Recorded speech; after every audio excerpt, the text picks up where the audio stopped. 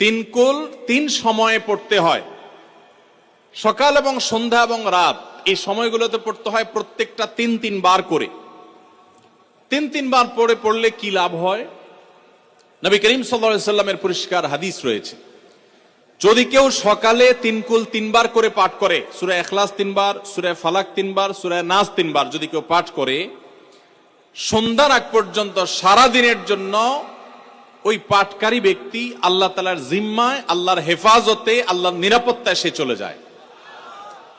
যত প্রকার অনিষ্ট আছে, ক্ষতি আছে, দৃশ্যমান ক্ষতি, অদৃশ্যমান ক্ষতি, সব ধরনের ক্ষয়ক্ষতি থেকে এবং আকস্মিক বিপদ থেকে, মুসিবত থেকে আল্লাহ রাব্বুল আলামিন ওই ব্যক্তিকে হেফাজত করেন, যে ব্যক্তি ইয়াকিনের সাথে, ঈমানের সাথে, দৃঢ়তার সাথে আল্লাহ তাআলার কাছে প্রার্থনা করে এই সূরাটা সকালে তিনবার পাঠ করে। একইভাবে যে ব্যক্তি সন্ধ্যায় পাঠ করে, মাগরিবের আগে বা পরে, আসরের পর থেকে নিয়ে মাগরিবের আগে কিংবা এশার আগ পর্যন্ত পুরো সময়ের ভিতরে যদি কেউ এই তিন কুল তিনবার পাঠ করে, তো সারা রাত জুড়ে ওই ব্যক্তি, এই পাঠকারী ব্যক্তি আল্লাহ রাব্বুল আলামিনের নিরাপত্তায় প্রবেশ করে যায়।